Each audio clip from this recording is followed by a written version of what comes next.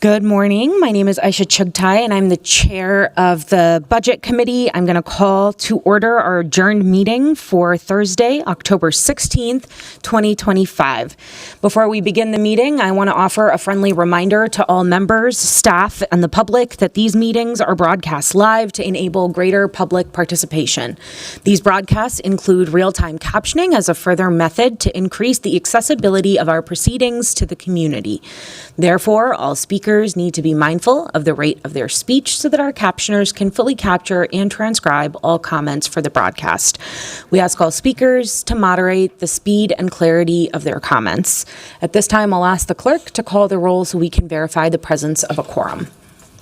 Councilmember Payne is absent. Wansley is absent. Rainville. Present. Vita. Present. Ellison is absent. Osman is absent. Cashman. Present. Jenkins is absent. Chavez. Present. Chowdhury is absent. Palmisano. Present. Vice Chair Koski. Present. Chair Shuktai. Present. There are 7 members present. Let the record reflect that we have a quorum. I will also remind my colleagues that we will be using speaker management today, so please make sure to sign in. Today we have 3 presentations related to the mayor's recommended 2026 budget from the Parks and Recreation Board, the Legislative Department, and the city's Climate Legacy Initiative. First, I'll invite Parks Board President Kathy Abene, Superintendent Al Bangora, and Finance Director Julie Weissman to begin the Parks and Rec Board presentation. Welcome. Thank you very much, Chair Chugtai and members of the committee. My name is Kathy Abene, and I'm president of the Minneapolis Park and Recreation Board, and thank you for inviting us to present the 2026 proposed superintendent's budget for the park system. This budget was just presented to the park commissioners last night, and so we're still going through it, but in general, I would say it's a budget to be proud of, and I hope you find that to be the case as well. We worked really hard this year with the mayor's office and then with the Board of Estimate and Taxation, and we have a member here of the BET and another that's not present, but really appreciated their interest in the park system this year and their willingness to hear the needs of the park system and support the parks. So with that, I'll just go ahead and turn this over to Superintendent Al Bangora. Thank you. Welcome, sir. Thank you. Chair Chugtai and members, it's a privilege being here today. Just give me a moment. I'll walk through some things. I'm going to turn over to Director Weissman to then walk through the budget for 2026. So for more than 140 years, our park system has been shaped by vision, advocacy, and shared commitment to community. Today we have the privilege and obviously the responsibility for carrying that legacy forward.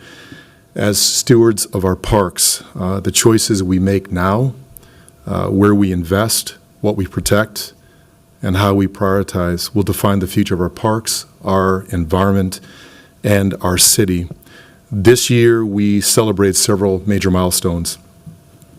The River Hub at Graco Park opened, advancing our climate goals through clean energy generation and conservation while engaging through our Spark Studios and enhancing riverfront and downtown programming. Construction is nearing completion on the Upper Harbor Park, a 20-acre regional park that transforms the former industrial riverfront into a welcoming space for people and wildlife. We also broke ground on the largest ever investment in our Minneapolis neighborhood parks, North Commons Park.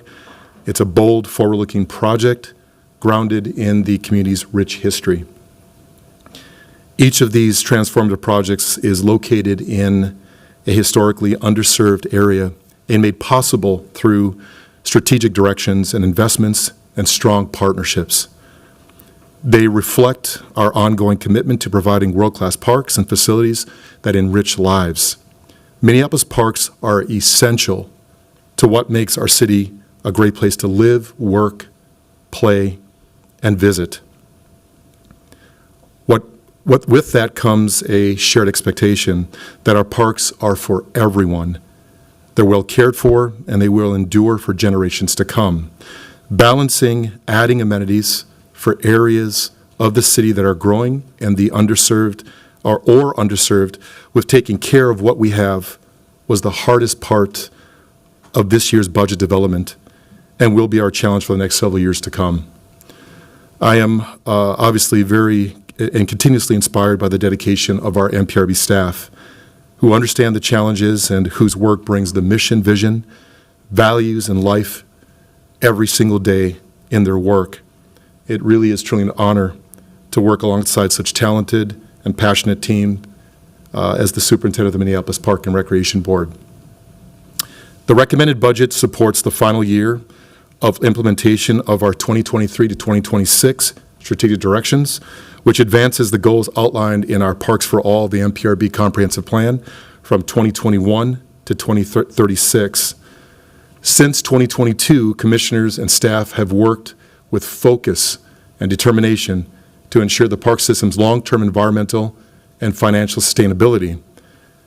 So thanks to strong board leadership and collaboration, we've achieved several key milestones to help diversify our funding sources. We increased our annual parkway repair funding from $750,000 to more than $3 million by 2026. We've established a dedicated stormwater utility charge, doubling funding from $824,000 to $1.7 million in 2026 to protect and enhance our stormwater management system. We formed a new endowment with the Minneapolis Parks Foundation, ensuring long-term funding for historic infrastructure, regional park and trail upkeep, and natural resource management. These pivotal agreements will leave a lasting impact, strengthening quality and sustainability for our parks for generations to come. So I'm proud to present my recommended 2026 budget, which prioritizes the care for park amenities and infrastructure, protects the natural resources under our stewardship, expands access to quality programs for youth and senior communities, and invests in the dedicated employees who deliver those essential services every single day. So with that, Chair Tuktai and members, I'm going to turn us over to Director Weissman to walk through the budget. Thank you. Welcome, Director Weissman. Thank you, Chair Tuktai and members. We began our budget development in April and May this year. This is the second year of our first biennial budget, and the adopted plan in 2025 for 2026 was the base of our budget development this year. We talked about, during our discussions, expenditure pressures due to wage inflation and capital investment needs, our system equity investment needs for workforce and other operating costs, closing the youth investment gap, reducing revenue resulting from the decline in property tax collections, and the growing disparity between the MPRB's financial forecasts and the city's projected property tax levy increases for the MPRB. When we started the budget process, we had a projected deficit of over $6 million. The superintendent engaged two staff work teams. The revenue team that was tasked to identify and generate new revenue for our park system over the next 3 years. And that work team will continue their ongoing work. We also engaged a service level team to identify and evaluate potential service level reductions in the event of a recession level budget cuts. As you know, our tax levy on September 17th was set at 6.11%, which increased the mayor's recommendation to support Graco and Upper Harbor Parks. And so recession level cuts were not faced in this budget. How do we balance our budget? We balanced it through new ideas in revenue generations, innovative staff-led suggestions, temporarily holding some vacant positions, eliminating other vacant positions, and increasing fees in some categories based on market rates, for example, childcare, golf, and parking. Again, as the superintendent mentioned, we have our strategic directions and performance goals that have set our expectations through for that period of time.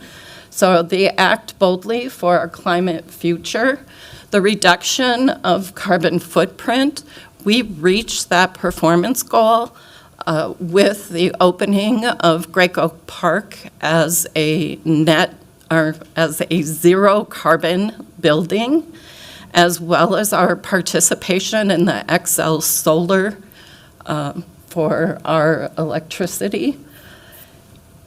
And for the first time in the 2026 budget, we have contracted with Placer AI, and we now have visitor data that we can use to help support our decision-making process.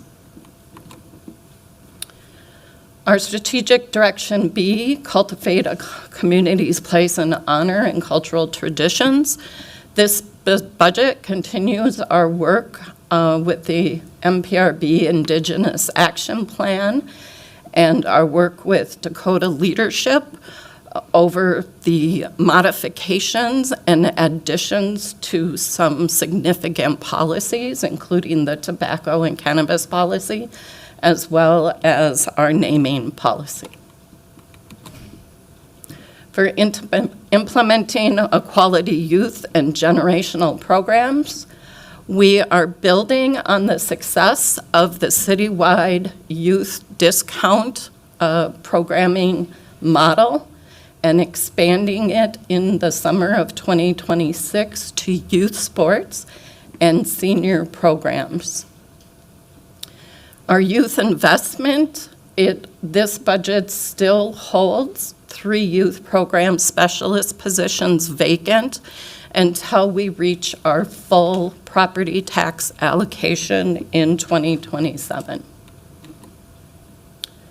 For caring for our park assets, this budget includes the care, maintenance, and activation of Graco and Upper Harbor Parks, and it restores the cuts we heard loudly from the community as well as our commissioners, and we restored the cuts to the 2025 ice rink operations, which eliminates further closures, and it restores ice rinks but on land rather than water bodies at Powderhorn and Weber Park.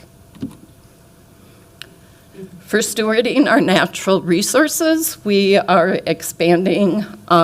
slightly expanding our natural area maintenance funding through our seasonal natural resource specialists and continuing to build our stormwater management program. So some other budgetary highlights. We are proposing to reduce our property tax collection rate again in 2026. We're reducing it from 98.5% to 98% due to the collection rate.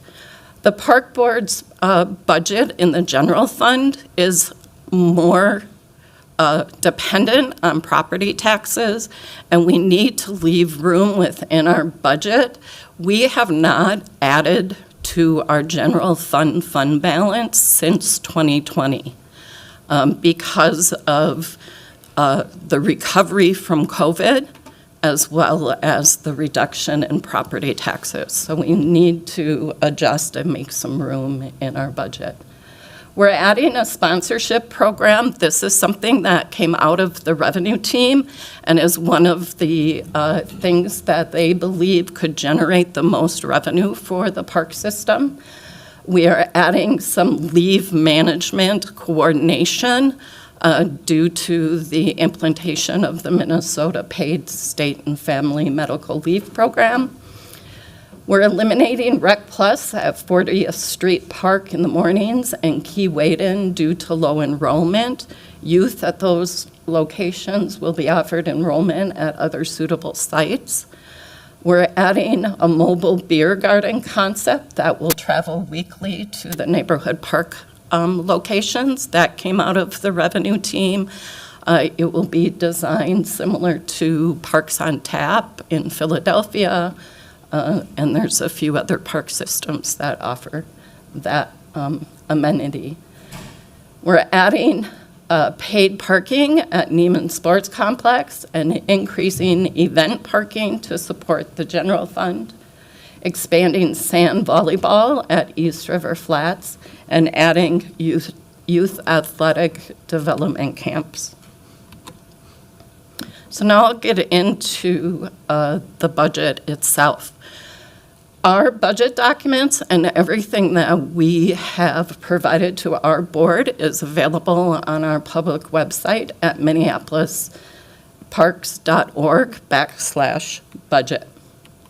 The first part of the budget book is the budget message and highlights, which are the things the superintendent and I have highlighted for you.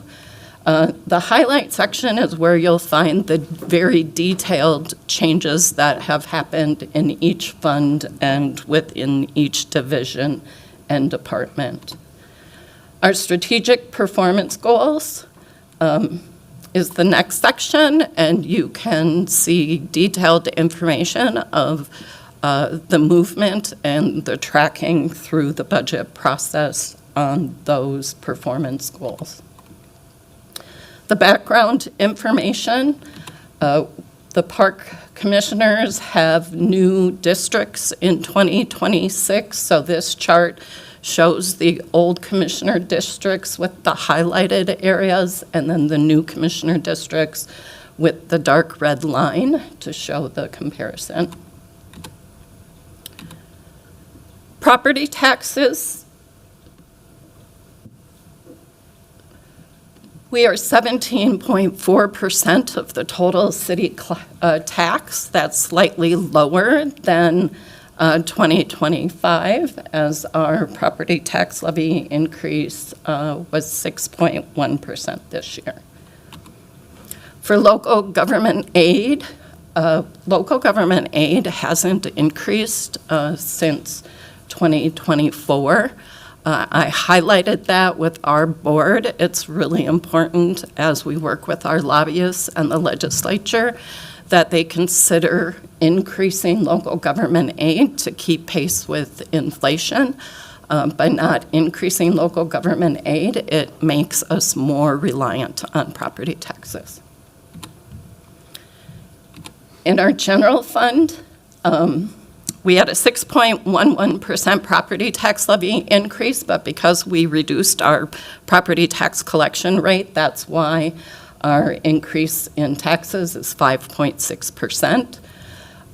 We overall have a 5.3% growth in our general fund. You'll notice for revenues, we have an increase in revenues by $804,000.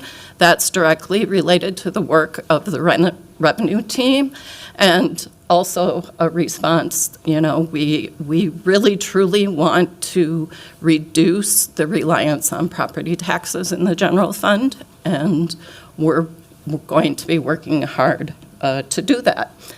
Unfortunately, for this budget, the reliance on property taxes is still 81%. And again, that is driven by local government aid not increasing. On the expenditure side, again, we're showing 73%, almost 73% is wages and fringe. And then I'll point out that our 2026 plan, which was the basis for this budget development, estimated a growth of 5.1% in our general fund. So we maintained to our plan, and the 5.3% is realistically due to the increase in the city fees. We did add some new items in this budget, the sponsorship position, the leave management position, but those were funded through other budget cuts and increase in revenue. This shows the expenditures by division, and you'll see city management fee contributions and other is a very large negative number, and that's because that's where our provision for wage adjustment lies within our budget. And 2026 is a year where all our union contracts are settled and under contract. So the wage increase, step increases, everything are reflected in the division budgets. This is our 6-year financial projections. And you will notice in 27 and 28, just forecasting forward to the next 2-year budget, we have a 5.6% increase estimated for 27 and a 4.4% increase estimated for 28.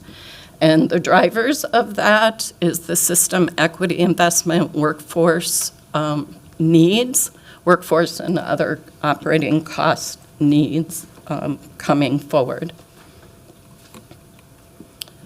So as President Abeni alluded to, these conversations around investing in these new parks and facilities will continue. The largest one in 2027 is North Commons Park. And I'll just note that the new Nicollet is not on this chart at this point in time as we are developing the scope of what that will mean, a new park in that area will mean, and understanding when that park would come online. So, for a special revenue fund, we increased our natural areas maintenance, again with seasonal support. In our enterprise fund, we have, our revenues aren't increasing at the level of expenses this year. One of the reasons is Owamni leaving the waterworks site. So we need to allow for the selection of a new concessionaire there and allow time for them to get established and build their business. We are utilizing $350,000 of reserves, and that is due to some renovations that will be happening at Columbia Golf Course. This shows the operations within the enterprise fund, and I'll note Waterworks has a larger loss in 2026 that gets absorbed through the net incomes of the other operations of the enterprise fund. The enterprise fund is not supported by property taxes. It is a self-supporting fund. And here is our enterprise CIP, which is modified slightly from what was planned for last year. And the addition is some bird-safe glass that will be happening at the sculpture garden. And we had to reduce some of our rehab program categories in order to fit that into the CIP. For stormwater, with the implementation of the utility charge, on this chart, you'll see the 2 items in yellow, monitoring and public education. That is what the park board did prior to our utility fee being instituted. And so all of the items in blue are the additional responsibilities that we are able to take on for our stormwater system through that utility charge. With this recommended budget, we are including a 2027 and 2028 plan for our stormwater fund. This is specifically to get board approval and board input adopted input into these plans in preparation for our work with the city and getting our utility rates set through the city's budget process. You'll note in 2027 that we have improvements of $400,000 with this recommended budget and the 2027-28 plan.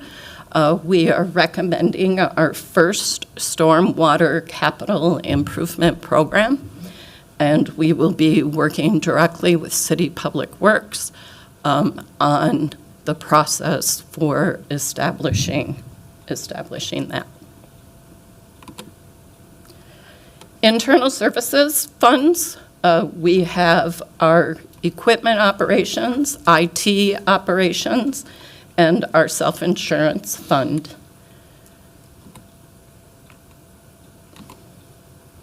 The capital improvement program, I will not provide information for you today. Our capital improvement program will be presented to you when the capital improvement programs are presented. So what's next for our budget process is we have a public review, comment, and any potential amendments. We have board meetings on November 5th, November 19th, December 3rd. And at the December 3rd meeting is when the board will, at committee, adopt the budget and adopt any potential amendments.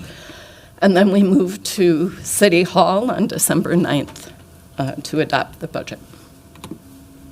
And we are available for questions. Thank you. Thank you for that presentation. Colleagues, are there any questions or comments related to this budget? And before we continue to discussion and questions, I will note that we have been joined in this committee meeting by Council Members Jenkins, Chowdhury, and Council President Payne. I'll first recognize Council Member Chavez, followed by Council Member Cashman. Thank you, Chair Chuck Chai, and thank you all so much for being here. I have a few questions. The first is if I can get an update on the Uptown Mall plan, that would be appreciated, and the $300,000 that could have been saved, along with MPRB staff time that you all left on the table. Is there anything reflected in this budget?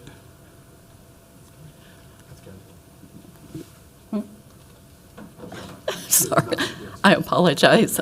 Chair Chuck Tai and Member Chavez, I don't have a response for that. We will have to get back to you on that. I think someone's coming up.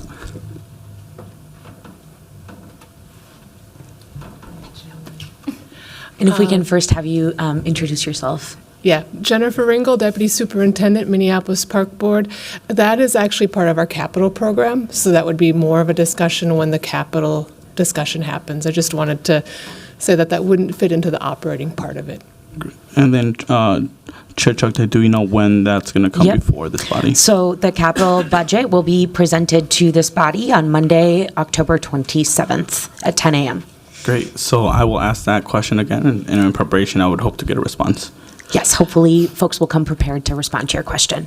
And the questions I'm going to ask today might be in other parts of your budgets, but hoping to see if there's anything in your proposed budget that you have all requested, changed in regards to forcing your Laguna Park Board employees on strike last year, trying to see if there's any changes in this budget to ensure that staff are being respected.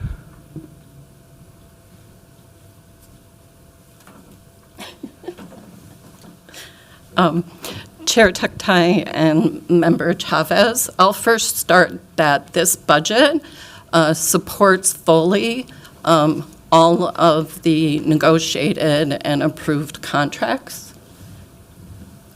Do you want to mention anything about Thank you. Jennifer Ringgold again, Deputy Superintendent. So we were very grateful that the mayor's budget supported all of the funding that we needed for staffing. And we're also very grateful that the BET established a funding rate that would allow us to fully staff Graco and Upper Harbor Park. Those two things are a significant piece that don't then dilute the existing resources that we have within the system and place additional pressures on staff and stretch them thin. So we're very appreciative of those things. Within the organization, in terms of kind of culture and climate, there are many pieces that we're working on. Most recently, we just had a rodeo, which was really substantial out at Neiman, where we were able to see staff show off some of their greatest skills, whether it's tree climbing or other aspects of using equipment, and we are looking forward to that being an annual event. But that's, I think, an ongoing project, an ongoing bit of work for us, is to work on culture, especially after the strike that we experienced last year. Thank you. Do you have an update on the youth positions that the park board cut? And is it being restored? Is it being proposed? There was youth programs, positions that the park board cut, so I'd like to get a response to that. Chair Tuktai and Member Chavez, the youth program specialists were not cut. The vacancies are held because of the youth investment gap, where ARPA ended at the end of 2024. We don't reach the full $2.6 million in property taxes until 2027. So those three positions are still held in 2026, but they plan to be hired in 27 when we have the full property tax. Thank you. So the positions were not repurposed last year or anything, or the year before that? No. Have they just been sitting vacant? Yes. Why have they been sitting vacant? Because it was the board's decision to close the youth investment gap by holding those three positions vacant. And what was done with, so the funding is just sitting there not being used for anything then? Member Chavez, there isn't money for those three positions yet because we get $260,000 annually until 2027 to reach the $2.6 million. So because ARPA ended in 2024, we no longer have the full funding for those positions. In 2025, our gap was $520,000, and we closed that gap with holding those three positions vacant and eliminating a transfer to our capital project fund. And then in 26, the gap is $260,000, and those three positions are being held until that $260,000 is received in property taxes next year, and then those positions will be hired. Okay, I'm going to follow up over email, and hopefully I get to ask more questions the next time you're before this body to get more specifics. The other questions I have is, I was watching the Board of Estimate and Taxation meeting, and Mayor Fried made comments about raising fees and parking to balance your budget. You slightly touch on it in this presentation. Is there a plan that the Park Board has in regards to raising fees for parking? The mayor did make valid points after you all requested the Board of Estimate and Taxation to raise the property tax levy for residents in Minneapolis. Chair Chuktai and Member Chavez, I'll first start that we have an enterprise fund. And again, that enterprise fund is separate from the general fund. It is completely self-supporting. So the 100 or so FTEs that work out of that fund are funded through the revenues that are generated. All of the assets, including the parking, the paid parking lots and those type of things, are funded through the enterprise fund. And so you will see in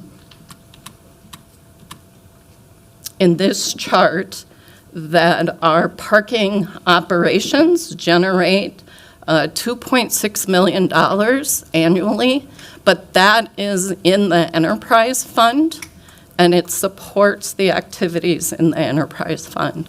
So what we did this year is we identified Neiman Sports Complex. That's a general fund operations, and there's the ability to put paid parking there, and so that paid parking will benefit the general fund.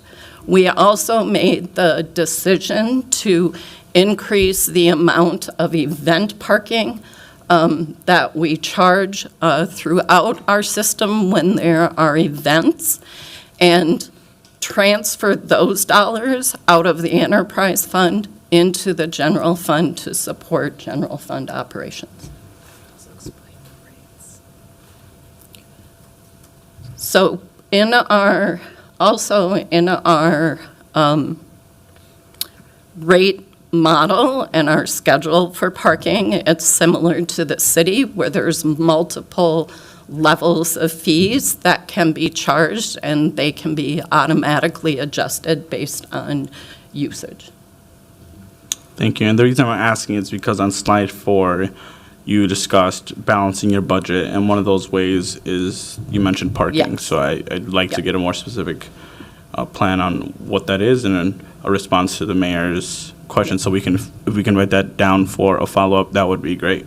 And then the other question that I had, and my last one, is there anything in your budget to support micro entrepreneurs in our parks? I think you all have been following the city's process where we pass an ordinance to expand the amount of locations where food vendors could operate from. We respected the park board's ask in keeping it 200 feet away from park and recreation, because that was something that we intended to keep on there as a good faith effort to support MPRB. But I want to get an update. Is there anything in your budget to support with compliance or support micro entrepreneurs in our parks?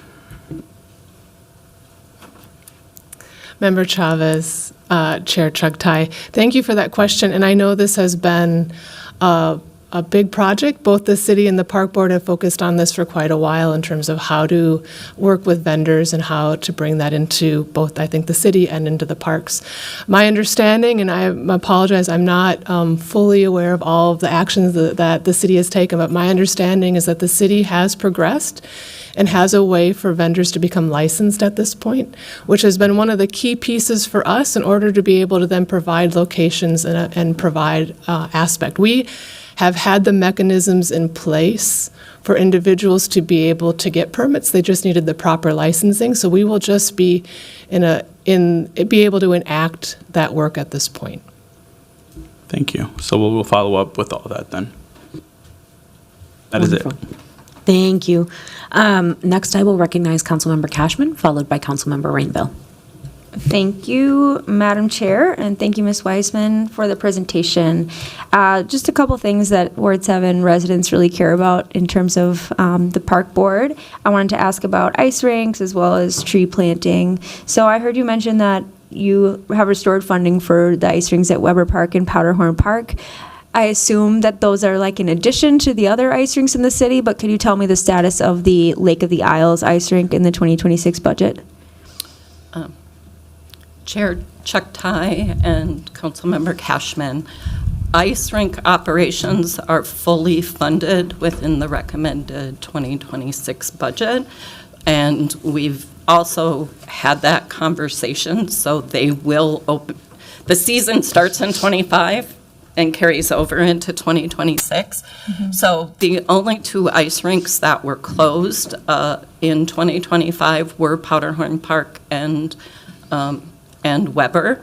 And so those will reopen, and every other ice rink will be operating as it did in 2025, including Lake of the Isles with the warming bill. Okay, that's great to hear. It was very popular last year. Of course, it's hard to predict the weather these days, so we're very uncertain about whether, we can't promise that it will be a great ice rink year because we don't know. But I'm glad to see that you restored that really, really popular budget line. And then what's the tree planting budget for MPRB for 2026? Chair Chuktai and Councilmember Cashman, I don't know that off the top of my head. I would love to be able to respond to you. I think it's in the $200,000 to $300,000 range, or maybe more. We can note that for follow-up. Yep, Yeah, I'll awesome. follow up. The other thing for tree planting is we have been very successful lately with obtaining grants to enhance our tree planting as well. So we'll provide you with a complete update on that. Okay, the other question I had was how much revenue did the carbon offset program bring in? Chair Chuktai and Councilmember Cashman. In this recommended budget, we are transferring $96,000 out of the carbon offset program into the general fund for tree planting. That's a couple of years' worth of revenue, so it's not generating more than, sorry, that it's generating about that much over a couple of year period. What was it expected, because my understanding was that it was expected to cover the tree planting budget, but it sounds like it's less than a third than what the tree planting budget is. Chair Chuktai and Councilmember Cashman, it was never intended to fully fund the tree planting. It was to enhance the tree planting, to expand the number of trees that we can plant. Would it be possible to follow up with a little more detail on what the $96,000, what period of time that covers, and then modeling what it's expected to bring in so that we can plan for tree planting budgets in the future and understand a little bit better where we'll need to supplement it from the city side and what we can expect from carbon offsets? Okay. Yes. Okay, thank you. And then my last question was, what is in the 2026 budget for 4th of July fireworks? Because I know that's also been a question from constituents. Okay. Where is that?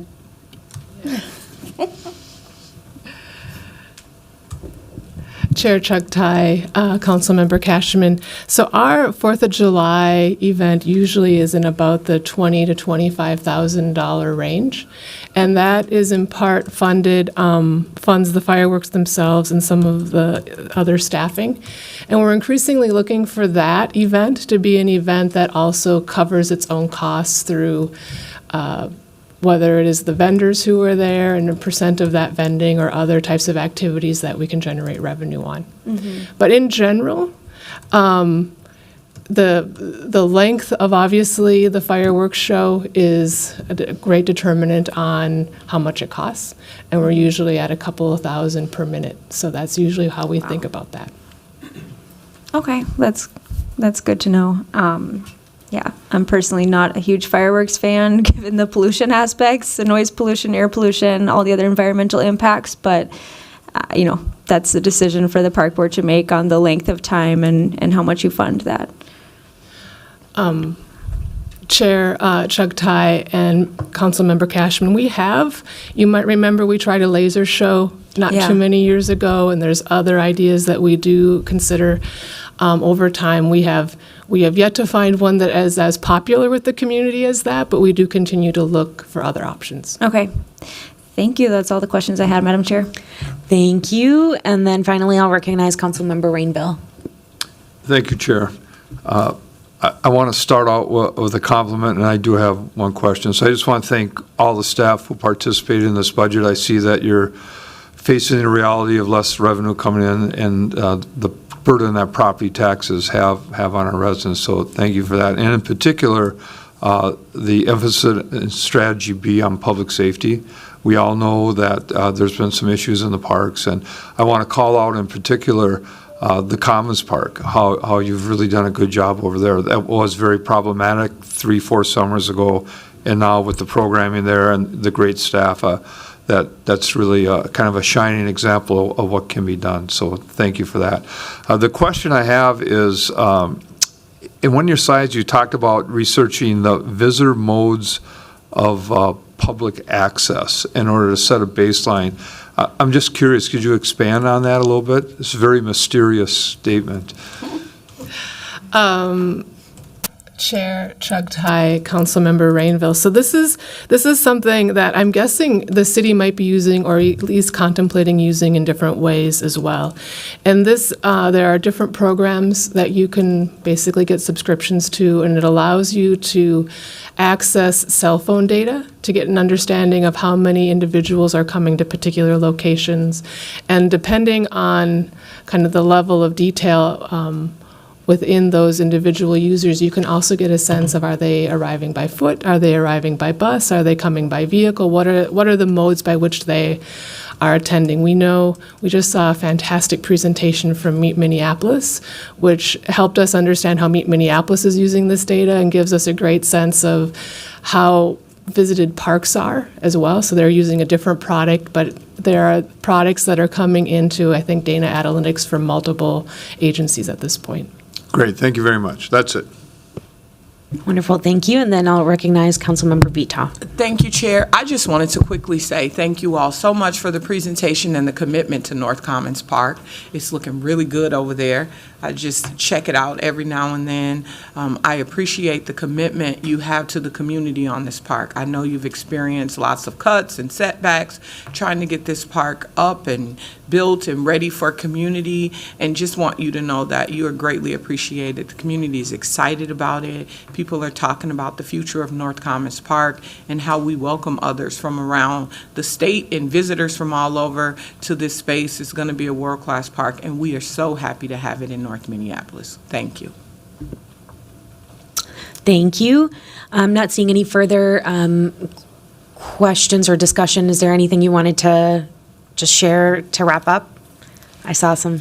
Chair Chugtai, Councilmember Vita, we do want to thank the city as well. Clearly, you all have been great supporters on North Commons, so thank you. We look forward to bringing that online. Excellent, thank you. With that, thank you so much for coming in this morning and sharing your 2026 budget. I wish you a lot of luck as you continue to work through your budget process towards the end of the year. I will ask the clerk to file that report, and we are ready to move to our next presentation.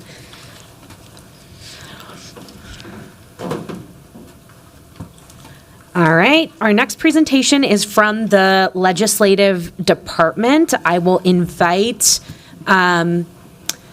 City Clerk Casey Carl and other leaders from the Legislative Department to come and begin this presentation. Good morning, Madam Chair and members of the Budget Committee. I'm going to turn it immediately over to our Director of Administration, Destiny Zhang, who will be walking us through the Legislative Department budget proposal for 2026 recommended by the Mayor. This includes the City Council and Office of City Clerk and its divisions. Director Zhang, welcome.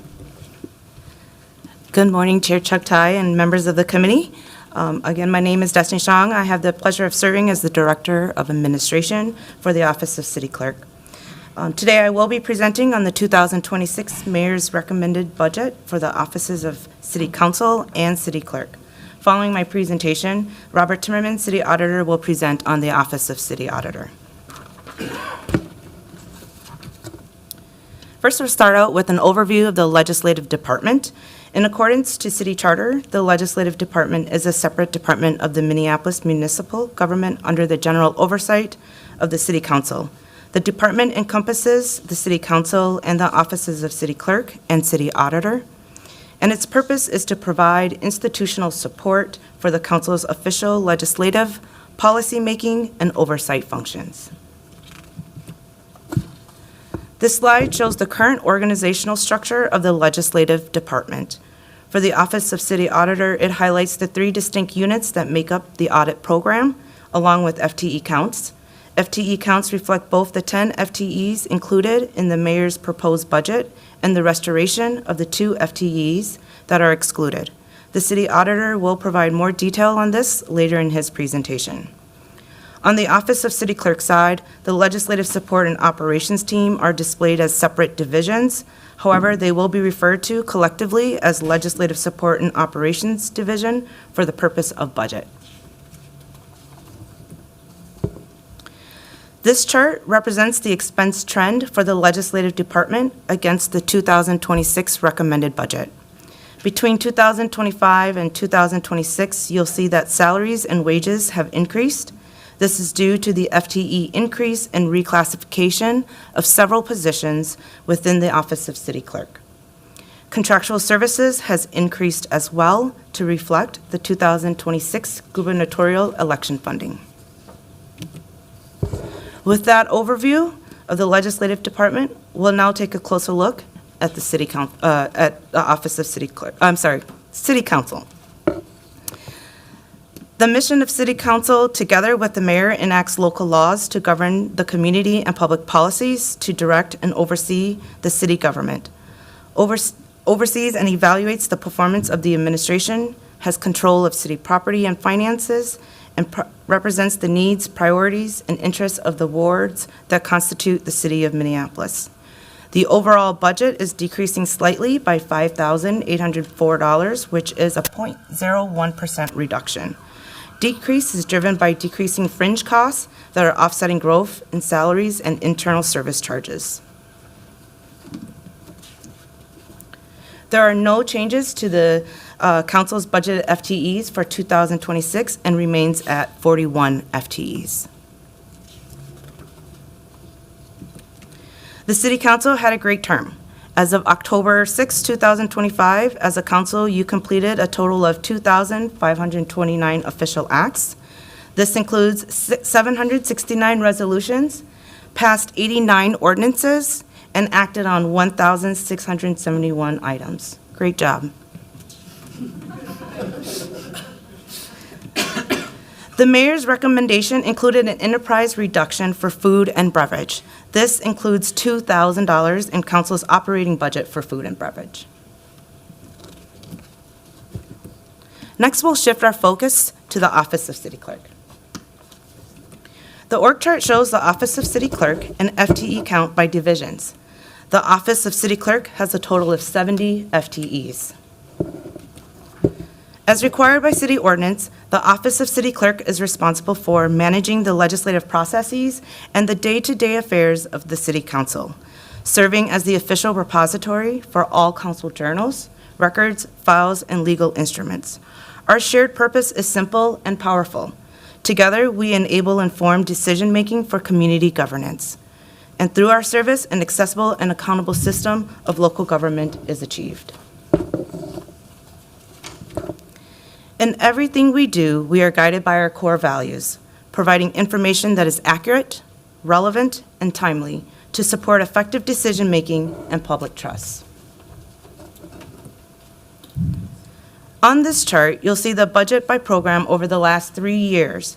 For 2026, the overall budget is increasing by $4.6 million, representing a 35% increase.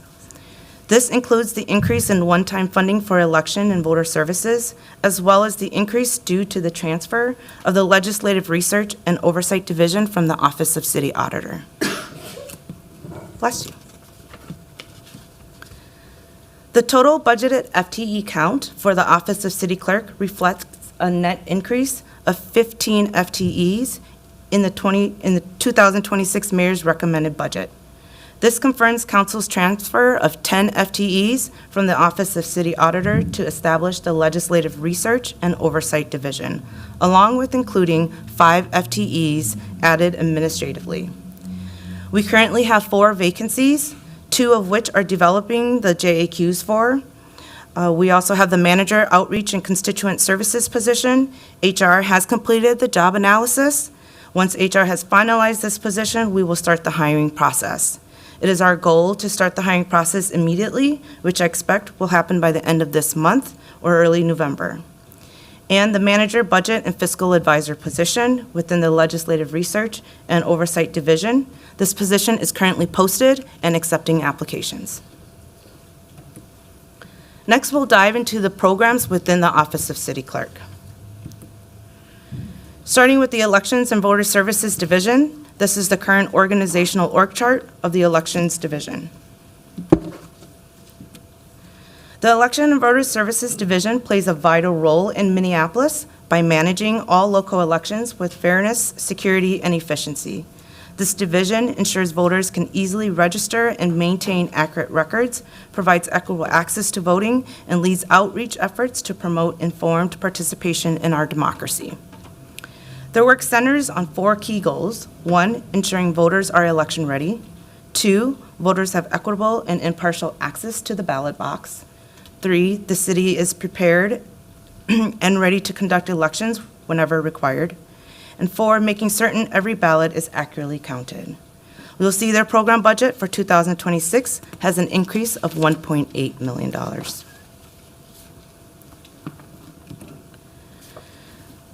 I want to take a moment to highlight some exciting developments from our Election and Voter Services Division, which continues to set a high standard for election administration. Recently, the division was nationally recognized by the United States Election Assistance Commission, receiving an award for best practices in recruiting, retaining, and training poll workers. This honor was specifically for their innovative Student Election Judge Interpreter Training Program, an initiative that not only strengthens our polling workforce, but also promotes inclusivity by training student interpreters to assist voters with limited English proficiency. Building on this commitment to accessibility, the division has launched a new hotline for curbside voting, which will be piloted this year in this year's municipal election. This hotline allows voters who need assistance or cannot enter polling locations to cast their ballots safely and conveniently from their vehicles, ensuring no one is left out. Additionally, the city has rolled out new express vote ballot marking devices across all polling sites. These devices enhance the voting experience by providing assistive technology that supports voters with disabilities, making the process more independent and accessible for everyone. Together, these achievements showcase how the Elections and Voter Services Division is not only committed to running fair and secure elections, but is also a leader in innovation and accessibility, reinforcing our city's dedication to an inclusive democracy. The 2026 Mayor's recommended budget includes $6.2 million in one-time funding to administer the 2026 gubernatorial election, matching what was included in the 2026 plan.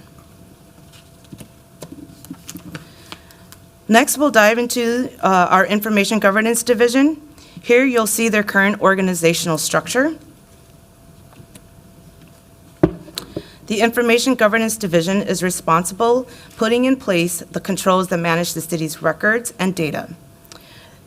Their work ensures in compliance of state law.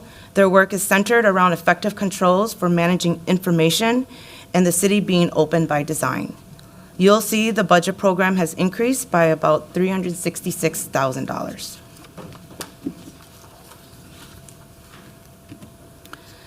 Next, I would like to highlight some significant accomplishments from our information governance team, who plays a crucial role in managing the city's data and records efficiently and effectively. One of their biggest milestones is the revamp of the citywide retention schedule. Previously, the city managed over 1,300 separate record series across the departments, creating complexity and confusion. The team streamlined this down to about 200 series. This is still pending state approval, however, making it much easier for everyone to follow. Alongside this, they developed a brand-new user-friendly interface, rolled out required trainings, and updated City Talk resources, all set to launch citywide in 2026. This simplification will save time and improve compliance across every department. The team also launched a new data management framework with a dedicated City Talk site that clearly outlines how the city handles data, working closely with records and IT. They began rolling out small targeted data projects called plays to improve processes. They also re-engage data and records liaisons with departments with fresh tools and regular meetings, strengthening collaboration across the city. Despite a 20% increase in data requests over 2023, the team continues to respond quickly and accurately. To support this growing demand, they are launching a new Open City portal in the fourth quarter. This portal features automated workflows designed to make handling data requests faster and more efficient, helping the city stay responsive to requests. Together, these achievements demonstrate the information governance team's commitment to modernizing how we manage data and records and improving transparency. Next, I would like to introduce our newest division, the Legislative Research and Oversight Division.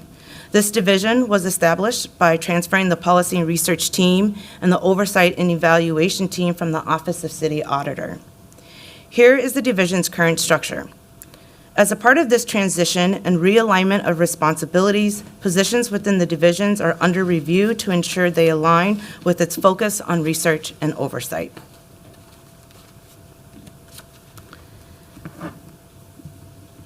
The Legislative Research and Oversight Division supports, informs, and facilitates the work of the City Council through consultative services, independent research and analysis, and technical support of the Council's legislative, policymaking, and oversight functions. Their work is focused on providing nonpartisan research in support of policymaking and analysis of city financials. You'll see that their program budget from the Office of City Auditor was transferred over to the Office of City Clerk.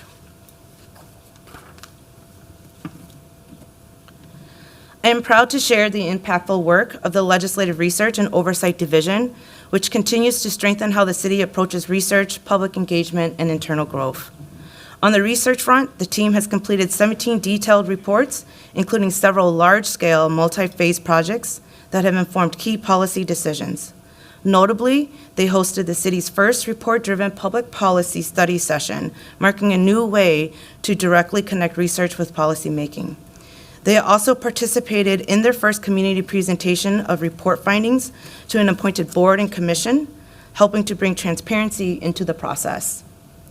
Behind the scenes, the division made significant strides in organizational development. Phase 1 of the Legislative Research and Oversight restructure was completed by merging divisions and transitioning the team from the Office of City Auditor to the Office of City Clerk. To support this change, the team developed a comprehensive operations manual and related documents that clearly define their new structure and functions. They also initiated reclassification efforts to create updated position titles and descriptions that better reflect the division's evolving roles. Together, these accomplishments highlight the division's commitment to delivering rigorous, nonpartisan research, fostering community engagement, and building a stronger and more effective enterprise. Next, I will dive into the Legislative Support and Operations Division. This team manages core operations of the Legislative Department. Their work is centered on governance is job number one, ensuring you all have the information, services, and support necessary, and keeping the community informed and involved in governance functions. You'll see their program budget has an increase of about $671,000. The legislative support team within that division supports the work of the city's governing body and other policy level decision-making bodies within the enterprise. Its most important outcome is the publication and preservation of the city's official acts as a municipal corporation. Here you'll see their current organizational structure. I'm excited to highlight the impressive accomplishment of our legislative support team, whose work has been essential in strengthening community engagement and governance. This year, the team successfully reestablished 7 appointed boards and commissions, revitalizing key advisory bodies that play a vital role in shaping policies and initiatives. In line with the recent reform ordinance, they also launched the Safe and Thriving Communities Work Group, which is focused on advancing community center efforts. One of their standout achievements was conducting a record-breaking recruitment cycle for appointed boards and commissions.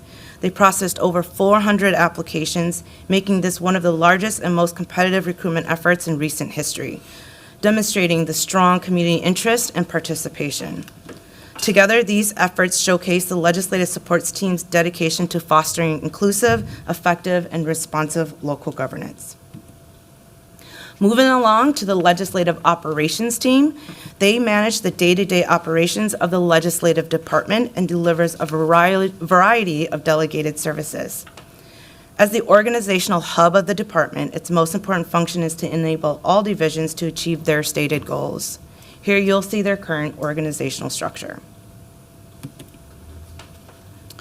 The Legislative Operations Team has made significant strides in enhancing both council operations and public engagement. They successfully resolved over 135 complex constituent issues, onboarded 9 new council staff members, and supported 51 honorary resolutions by managing planning and logistics. To improve public knowledge and outreach, the team created 53 A to Z guide summaries, provided outreach materials to council offices, and organized 10 training sessions with city experts to deepen understanding of city services. On the administrative side, they implemented a new CRM system to better track their work, completing 525 service cases to date. Among these, the top request categories included non-clerk related inquiries, data requests, and domestic partnership questions. They've also processed and certified 269 domestic partnerships. In technology, the team enhanced the Legislative Information Management System, also known as LIMS, to support appointed boards and commissions reforms. They improved the application process, created member profiles to track services, and launched new city web pages for board members and applicants. Working with accessibility consultants, they identified 223 accessibility issues and are collaborating with our vendor to address them. The upcoming system update will bring LIMS into full WCAG 2.2 compliance by December 2025, in which we will be ahead of schedule for the compliance by the federal mandate. Additionally, the team's Document Solution Center earned Forest Stewardship Council certification, reflecting a commitment to sustainable document management. Together, these achievements highlight the operations team's dedication to operational excellence, accessibility, and responsive public service. For the Office of City Clerk, the 2026 Mayor's recommended budget includes a $445,000 reduction in ongoing contractual service funds. From the perspective of risk for the Office of City Clerk, there is an escalating challenge as data requests continues to grow at an unsustainable pace, up approximately 15% each quarter this year, resulting in a 20% year-over-year increase. This steady compounding growth is placing significant and ongoing pressure on the team's capacity. To keep up, the office has been forced to reprioritize its workload, leading to reduction or elimination of important departmental training and compliance support. These are not minor shifts. They increase the city's exposure to risk by making it harder to maintain consistent practices and respond to legal requirements. The impact of this capacity strain is being felt across the enterprise as services to other departments are limited. Staff citywide are affected, creating a ripple effect on operations and responsiveness.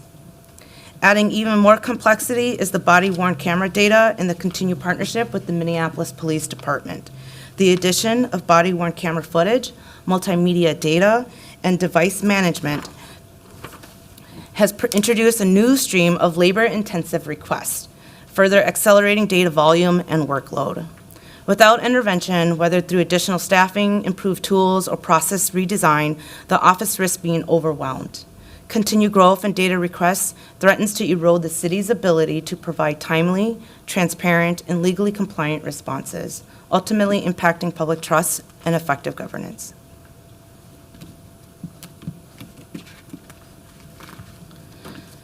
Next, I'll move into our Outcomes Minneapolis measures, specifically with our Elections and Voter Services Division and our Information Governance Division. All the charts shown in this presentation is available on the performance dashboard through our website. The dashboards are interactive. However, for the purpose of this presentation, snapshots were taken to demonstrate points of data and measurements available for you to access. First, with the Elections Voter Services, their performance metric includes voter engagement. This chart tells a compelling story about how voting behavior in Minneapolis has evolved between 2018 and 2024 in general elections, reflecting broader national trends in voter accessibility. Voter participation in Minneapolis shows a clear shift toward early and absentee voting methods. While mail-in ballots surged in 2020 due to the pandemic, recent years reveal steady growth in absentee in-person voting, reaching over 46,000 ballots in 2024. Despite this shift, Election Day voting remains strong with around 132,000 ballots cast in both 2022 and 2024. Over the past decade, voter participation in municipal elections has steadily increased. Absentee mail voting saw a significant rise in 2021, reflecting a shift toward more convenient voting options. Absentee in-person voting has also grown, reaching its peak in 2021 before a slight decline in 2023. Votes cast at polls have consistently been the most popular method, though they experienced a decline in 2023 compared to 2021. Other absentee voting remains a small but steady part of the voting landscape. These two charts demonstrates voters in Minneapolis continue to embrace multiple flexible voting methods with a clear trend toward early and absentee voting. The steady rise in absentee in-person voting shows a shift in voter preferences towards convenience and early engagement. This data reinforces the importance of offering accessible, secure, and diverse voting options.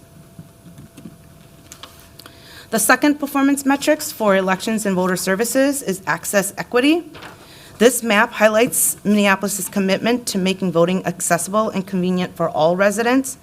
The numerous orange dots represent polling places spread across every neighborhood, while the purple triangles indicate early voting centers strategically located to serve diverse communities.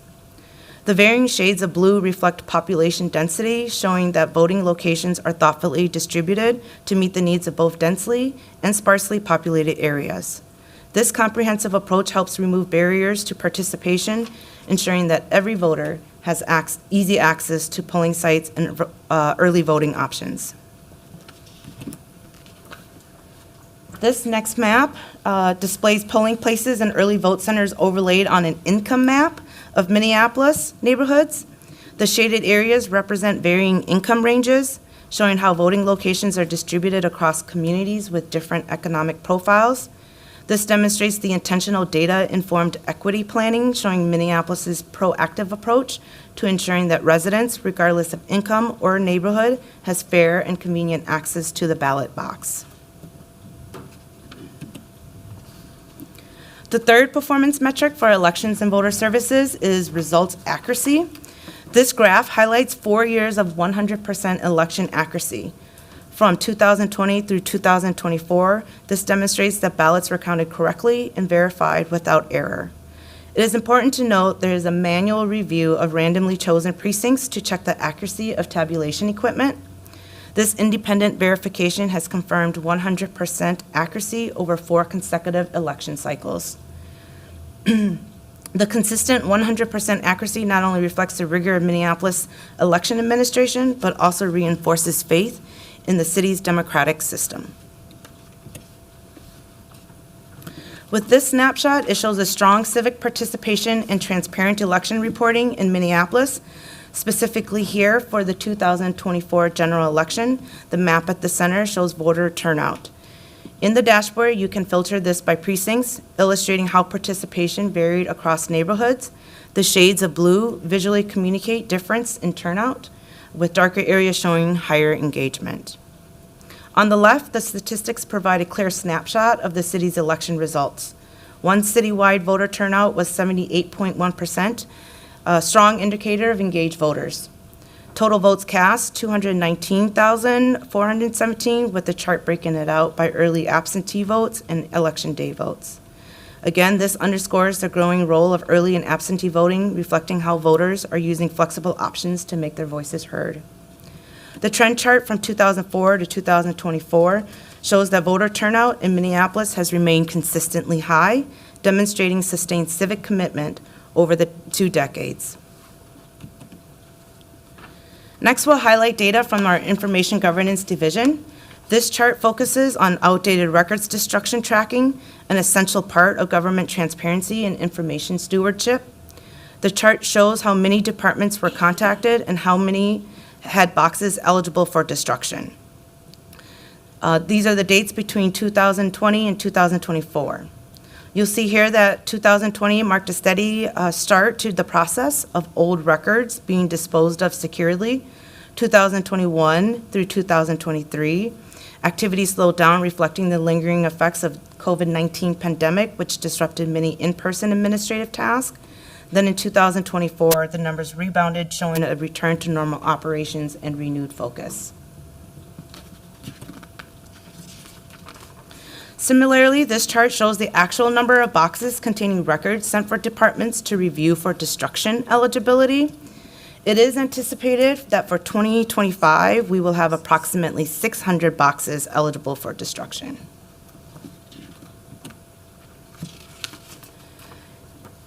Next, we track the number of data requests we receive and how many we complete. This helps us ensure we are providing effective support to city employees, the community, businesses, and residents. The blue chart shows the number of data requests received, while the green chart shows the number of requests we've closed. You'll notice that in 2023 and 2024, we are closing more requests than we are receiving, which reflects our progress in reducing backlogs. This data also shows that on average, each FTE handles about 430 requests. As mentioned earlier, the volume of data requests continues to grow. This chart shows the percentage of resolved requests within different timeframes. It helps us track how quickly requests are handled and ensures we're providing timely support to city employees, the community, and residents. The chart demonstrates our commitment to prompt response, with 78% of all requests resolved within the first 29 days. With that, this concludes the City Council and Office of City Clerk presentation. I will turn it over to the Office of City Auditor, Robert Timmerman, to present the Office of City Auditor.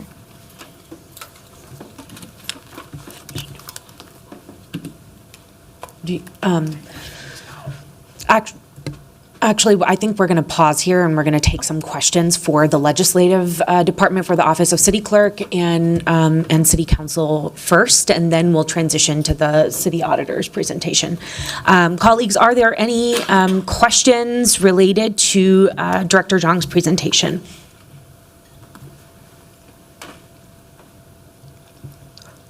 I'll recognize Council President Payne, followed by Councilmember Chavez. Thank you, Vice President Chugtai. Thank you for this presentation.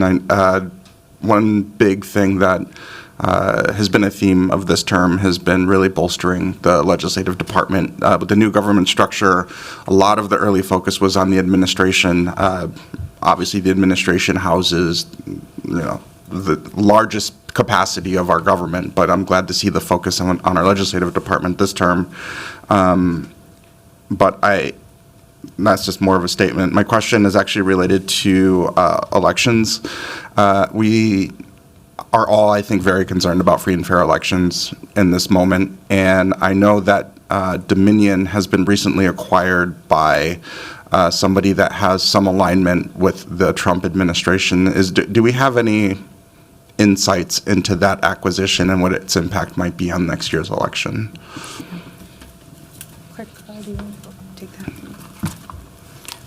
Chair Chugtai, Council President Payne, I can't answer your question directly. Unfortunately, that's because the City of Minneapolis does not use Dominion equipment. So I don't know what the impact will be for Dominion. We do not use them as a vendor. I think No Ink might be a piece of equipment that we use. Maybe you could correct me on that.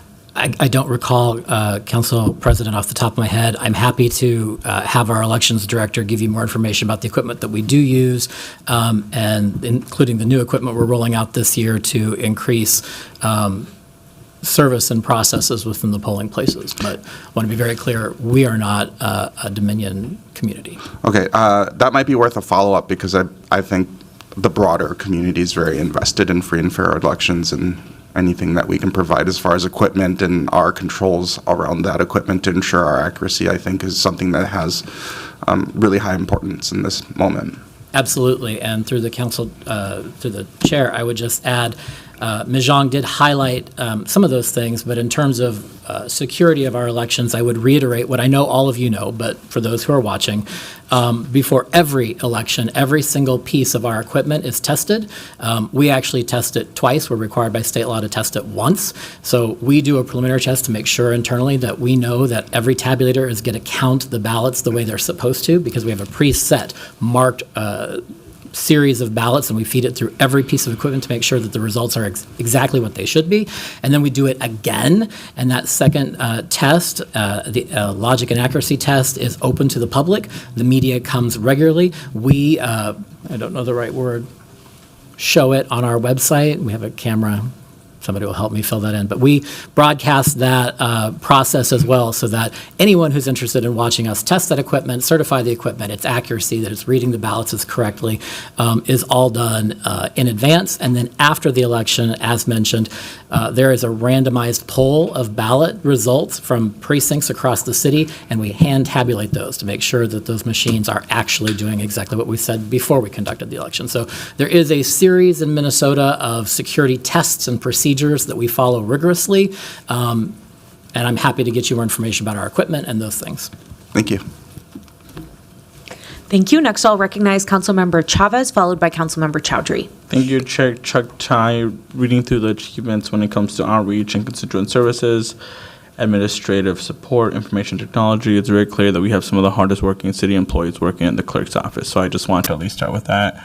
And thank you for sharing this presentation and the work that you all do to not only support council members here, but making sure that our city is running, that it's functioning, and that we are doing the very best that we can to make sure that our city enterprise is running. So I want to at least start with that. When it came to the data request component on page number 34, I appreciate sharing the risks. I think it's important that we have that information here as council members, particularly reading that data request work is increasing at an unsustainable rate, straining capacity. I don't see that as a bad thing. It means that people want to have transparency in government. People want to see what elected officials, what the city enterprise is doing, and they need that information and that access to that information. I think my question here is, maybe for you, Clerk Carl, if you can help us identify this, can we look at vacant positions in the city enterprise and figure out like how we can increase staff capacity to at least make sure that, because we are getting more requests at an unsustainable rate, we can at least, I think the solution to this is getting more staff capacity. So I guess my question is, how can we address that concern? And it's page 34. And how can we make sure that we're not straining all the capacity that staff has when they're doing this important work? Thank you. Through the chair, Councilmember Chavez, I'll try to address your specific question, but I frame that in a larger context. I pulled up this organizational chart. This is the Division for Information Governance, and as you can see, under the Assistant City Clerk, Mr. Rummelhoff, Kristen Rummelhoff, you have a Deputy Director, Mary Zenzen, and you can see 2 columns of staff beneath her. That's this is the largest division within the clerk's office in terms of the number of dedicated FTEs we have. And I would guess, I don't have exact numbers with me, but I would better bet that this is the largest data practices unit in the state, of any state agency, of any city, of any county. But as Mr. Rummelhoff has told you at a recent presentation, we have experienced a 20% year-over-year growth in the number of requests. This is not a problem we can solve with people. We would be required to add every 2 years 5 more FTEs, 5 more FTEs, 5 more FTEs, because we produce data every hour of every day, of every month, of every year. And so we just can't keep up with that with people. We just can't keep throwing people at it. So we are working with our IT partners. We are working at, I think, in Director Zhang's presentation, there was a mention of working with data liaisons within every department, training them. Years ago in 2015, some of you will remember, and certainly the auditor knows, there was an enterprise-wide information governance audit. It found that the city was failing in this regard, and we have worked since that time to really improve and buttress our internal resources, our processes, to leverage technology, and to work in partnership with our departments to really bring that down. We have, as she mentioned in her presentation, been successful at bringing the number of closed cases up on par, and in some cases exceeding, the number of requests that are open. We've implemented a 30, 60, 90-day resolution track where we want the majority of all requests to be resolved and closed within 30 days. If not, at 60 days, we're engaging the department leadership. At 90 days, we're involving the cabinet in order to move these things forward and keep them elevated, so there's an enterprise-wide focus on that. The single largest number of requests come from the Minneapolis Police Department. And when those functions were transferred to us just a few years ago, it came with a very significant backlog. I'm happy to say that we've done a great job of reducing the backlog and are almost at the point where we have leveled that off. However, because of the extraordinary interest, which is only growing in particular in that one agency, one of the things that Director Rummelhoff is pursuing this year is capturing some year-end savings in order to allocate a consultant under our purview that can work directly with the police department next year in implementing those new records retention schedules that Ms. Zhang mentioned. Those retention schedules will streamline how long data has to be kept and who has access to it and where is it kept. And so having a subject matter expert within our office that is embedded in the police department, we think is an example of an innovative partnership between the clerk's office and MPD for us to really address that transparency, immediate access to highly requested data, and to reduce the backlog that we are continuing to work on reducing. So that's a lot of information I offered back in response. I appreciate that opportunity. I hope I addressed the specific question. If there are more other details I didn't answer, please let me know. Yeah, thank you. And one last question. I don't know what slide it was, but it was talking about hiring a position. Was it the constituent services one? Is that the same one as the comms position? Or Madam Chair and Council President, I know the two of you will be overjoyed, and I am, and I want to take the credit for this one. I've had to hit a lot. This is, in fact, the communications director position. Again, we've called it the Outreach and Constituent Services Manager because it needs to tie two functions that are in the legislative branch. We have a city communications department. In the legislative branch, we have Outreach and Constituent Services. So this is the manager of Outreach and Constituent Services. We've been working with our partners in HR for many, many months. And just last week, on Thursday, I think it was, right after council leadership's meeting, we were informed that we finally have the reclassification grading done. It has to, do a few little bit more tweaks within the internal processes. And as Ms. Zhang indicated, we fully expect to be opening that job and recruiting actively by the end of this month, 1st of November. So that is a long time in coming. And I'm thrilled to finally be able to stand in front of you and say affirmatively, yes, the job is done and will very, very soon be under active recruitment. thank you. Wonderful. Thank you, Councilmember. And then next I'll recognize Councilmember Chowdhury. Thank you, CVP. I don't have any questions, just wanted to make some comments. I just wanted to say, thank you so much for all of your hard work these last 2 years, but I've also had the privilege of getting to work with the clerk's office for a number of years through a lot of highs and lows in the city of Minneapolis. And it's just these last 2 years, it's been really great to work shoulder to shoulder with many clerks that have been here for a long time, and a lot of the new faces that we have here as a part of the legislative department. I think you guys see us in our most up close, behind the scenes moments. You really get to experience us as humans and colleagues in a way that most people don't. And there is a lot of care in the way that you work with us, and I really certainly feel that. There's a lot of humor too, which is wonderful. And without you, we wouldn't be able to run our offices and do our work. You help make sure that we're onboarding our own staff well, that we're problem solving issues, and give us additional support to get back to our constituents. I think that's been very exemplary, is the growth in constituent service support, and just making sure that our policy aides have all the tools that they need at their disposal. And there's just like reoccurring trainings and check-ins. Like, my staff has certainly expressed that it's been a great benefit to them. I've also had to go through some hiring situations in my office, and that was just like really great, like lots of good support there. And then moving through agenda settings and getting 89 ordinances and 1,600 plus actions through. You all have been amazing in shepherding us through that and taking our last minute inquiries. And then also, like, there's obviously moments where we're like, oh, like, well, this could have been better, or can we do this, or this would be helpful in interacting with this department. I think that's a real strength of the legislative department, is you're really good at taking feedback and putting it into action, and also giving us some feedback so we can do our jobs better. And I've seen that growth in just our teams figuring out, like, how do we do the work of the legislative branch and build it out at the same time. And I am also really looking forward to seeing what will be the next chapter of policy and research. I feel pretty confident that our legislative department is going to build that out well. Already seeing some positive shifts. So I just wanted to say thank you. And then on top of that, elections. It's just a lot of work and really, really good work. So just thank you so much. Thank you. Wonderful, thank you. I'm not seeing any further questions or discussion. So with that, thank you, Director Zhang and Clerk Carl. And we are ready to welcome Auditor Timmerman to continue the Office of City Auditor branch of the Legislative Department presentation. Welcome.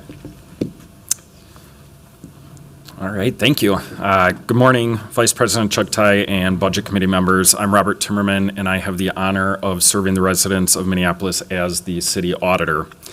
I was last in front of the Budget Committee in June to discuss the personnel resource needs of the Office of City Auditor.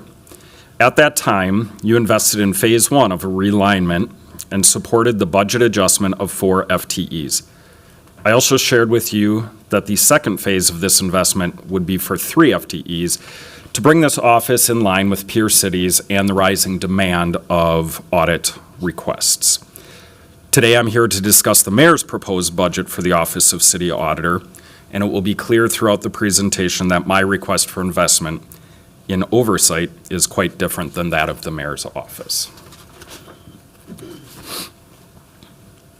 Briefly, I'd like to discuss why the Office of City Auditor exists. If you recall, when the Minneapolis government structure was reorganized through a voter-approved charter amendment in 2021, just one position was created across the entirety of the city enterprise, and that was the city auditor. At the time, voters chose to make an investment in oversight and accountability to elevate the function of audit. Along with this came a requisite responsibility of the city auditor, audit committee, and city council to ensure but also protect the resources of the Office of City Auditor. The Office of City Auditor is the only independent and objective office to provide city leadership with assurance and advisory services and report publicly on the city's regulatory compliance and adequacy of internal controls. The Office of City Auditor exists to strengthen trust in city government by providing independent, objective audit and consulting services. We work to protect public resources by identifying risks, promoting accountability, ensuring compliance with laws and policies, and helping the city operate more effectively and transparently. By improving compliance, governance, and operational controls, our work helps the city reduce costs, enhance service quality, and increase program efficiency. Our approach is grounded in nationally recognized audit standards to ensure integrity and impact. The Office of City Auditor's values are guided by generally accepted government auditing standards to which we adhere. Our values are grounded in integrity, objectivity, fairness, and competency. We must act in the public interest by maintaining honesty, courage, and fairness, report audit findings without alteration or suppression under pressure, disclose conflicts of interest and mitigate threats to independence, maintain an unbiased, mental attitude, avoid situations that could impair independence in fact or appearance, apply criteria and use evidence-based methodologies to validate conclusions, audit with a lens on equity, safety, and environmental impacts, consider all readers, including those affected by government programs, engage with community stakeholders when appropriate to understand lived experiences, maintain knowledge and skills through continuing education, meet those continuing education requirements, and pursue certifications as needed, and to adhere to audit standards and quality assurance frameworks. Personally, when I took on this role in February, my principal objective was, and still is, to be a driver in strengthening trust in our city government. My appointment guaranteed dedicated and focused leadership to enhance the structure of the office through expectation setting, right sizing of personnel resources, adoption of generally accepted government auditing standards, and the strengthening of relationships and trust across the entirety of the enterprise. I'm proud to share just a handful of the accomplishments and achievements that the office has had since I was appointed in February. Over the last year, we've completed the 2025 Enterprise Risk Assessment and Risk-Based Audit Plan, and we are now in the midst of kicking off the 2026 Risk Assessment. We published 3 audit reports and issued 5 advisory memos. We closed 33 audit issues. We're still monitoring 38. We secured funding for 4 new FTEs in the first of 2 phases to right-size the department. We hired 3 of those, an OSS 2 and 2 Auditor 2s. We've developed a new Quality Assurance and Training Manager role to align with government auditing standards.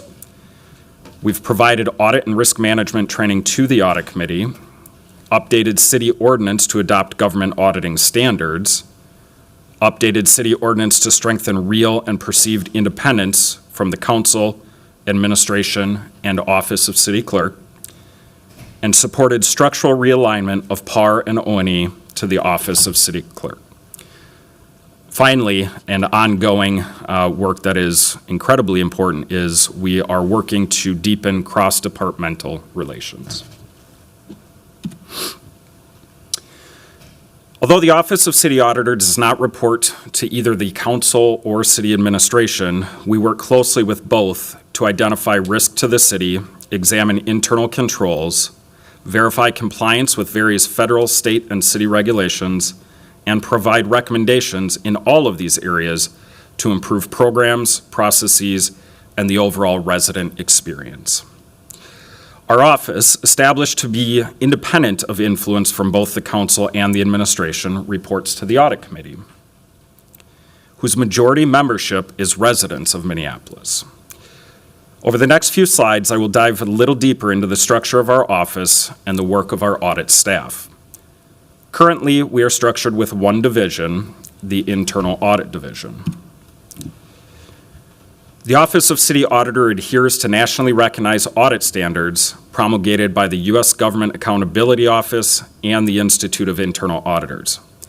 These standards require the independence, objectivity, and competency that I've described. The Internal Audit and Assurance Division is currently the only division we have. Staff are performing all functions of audit, including developing the annual citywide risk assessment and risk-based audit plan, implementing the plan within current resource limitations, and performing ad hoc advisory reviews, such as after-action reviews and fraud investigations. To say it clearly, they are stretched thin.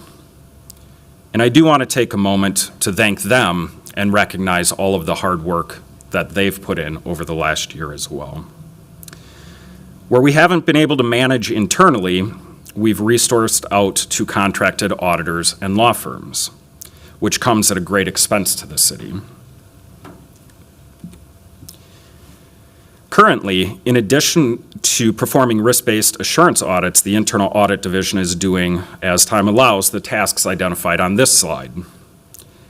My vision to realign the work within the office and right-size staffing resources will lead to the creation of a division that can specifically focus on special reviews, program evaluations, fraud, waste, and abuse investigations, and other advisory services. We have successfully, as I mentioned, filled 3 of the 4 positions you invested in this past summer, including 2 auditors for this new division, both of whom start in the coming weeks, one on Monday, actually. My ask is that you continue to provide the resources necessary for my office to effectively cover the increasing demands for audit services. Comparing the Office of City Auditor's 2025 budget to the mayor's proposed 2026 budget is misleading and, quite frankly, misrepresents the reality of our current staffing complement. The mayor's proposed budget disregarded your investment in the Office of City Auditor of the 4 FTEs I mentioned earlier. Although the proposed budget verbally states that the administration is investing in 2 positions for the Office of City Auditor, the reality is that their budget proposal removes 2 of the 4 positions you invested in this past summer. They made this assertion because they based their proposal off the original 2025 budget rather than considering budget adjustments approved by the council throughout the year. The mayor's office resisted an investment in oversight and accountability when we sought the 4 FTEs during 2025, and I'm concerned it's once again doing the same. I'm comfortable calling this out, as the budget of the Office of City Auditor should not be used for political gamesmanship. I recognize and appreciate the budget shortfall that the city is managing this coming year, but we need to continue to invest in oversight. This is a real threat to the independence of the office when the body we most frequently audit proposes to reduce our budget and the ability to provide reviews of their ongoing work. Fortunately, the city charter requires that you, the city council, fund the Office of City Auditor. As you can see on the screen, a comparison of 2025 to 2026 provides little value, as PAR and O&E were transitioned to the clerk's office during that time, and so visually it does not do a good job of representing the changes. So what did the mayor's budget actually do?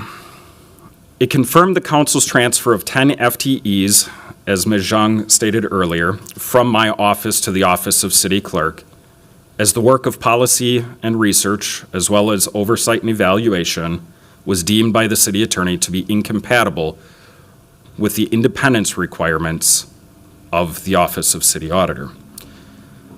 The mayor's budget proposal confirmed the council's transfer of 2 FTEs to my office, and it reduced staffing levels of my office by 2 FTEs, both circled in red on this slide. I want to note that there are real individuals in these positions that would need to be laid off if this reduction occurs. This is counter to the mayor's suggestion that his budget protects all staff from layoff.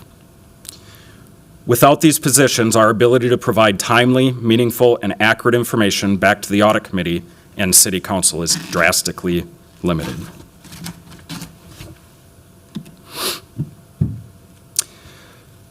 This slide demonstrates the change in FTEs from 2025 to 2026, keeping in mind that the 10 from PAR and O&E moved to the clerk's office, which the mayor's budget then states that it puts us at 8 FTEs and that they've increased it by 2 FTEs to 10. The reality is we are budgeted for 12 right now. And so with this proposed budget, as I mentioned, there is a removal of 2 employees. Currently, our vacancy rate is 20%, 2 of 10. 1 is new. We had an internal auditor 1 who left about 2 weeks ago. We're in the process of reviewing resumes for that, so that has already posted. It's working its way through the hiring process. And then, as I mentioned, the quality assurance and training manager position, that one should actually post today from what I understand. As I did mention earlier, we have successfully hired 3 of the 4 positions funded this past summer, and possibly and most importantly, we're ready to hire the quality assurance function soon. All right, I want to talk a little bit about what other cities look like for audit staffing. This particular slide, and think about this like golf, high scores are bad. This is a comparison of residents per audit staff member. You'll notice clearly that 2 other cities who are working through consent decrees, Baltimore and New Orleans, have nearly twice the capacity for audit work as my office.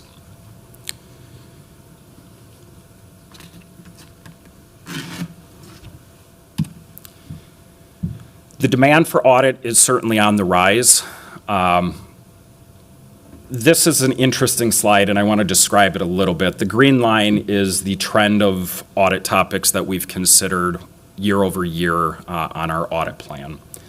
I do anticipate that our auditable universe will continue to grow.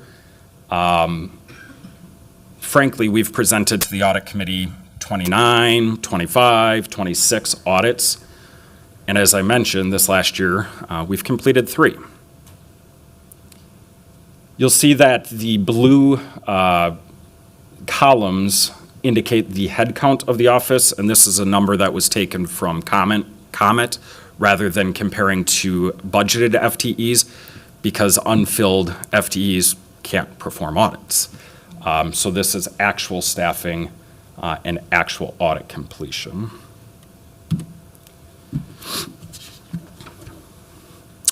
So, to be clear, the Office of City Auditor is underfunded to provide adequate coverage of an entity of 4,000 employees with a budget of over $2 billion.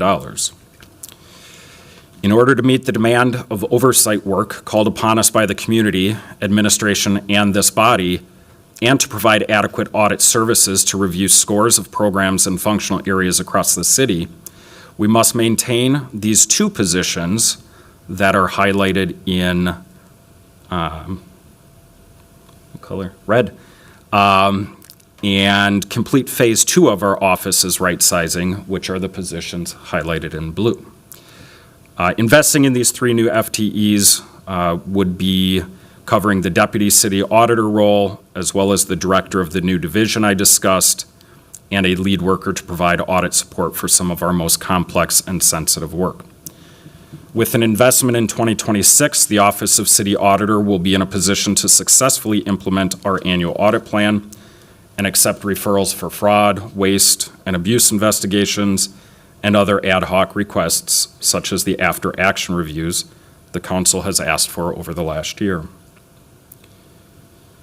This investment will increase our personnel complement to 15, which is commensurate with sister cities across the country, and will hopefully set us up for years of success. This is an illustration of estimated figures needed to make this investment happen. I'm happy to work with the budget chair and the budget committee, as well as the budget office, to come up with more accurate figures, but these are estimates based on kind of the lower end of a hiring range for the positions to fill out the office.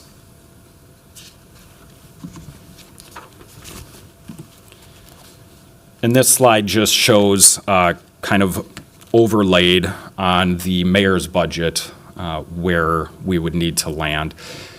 And quite interestingly, just a rough calculation, even if we considered 5% growth year over year, from 2021, I think it would put us right about at the 2.4 million.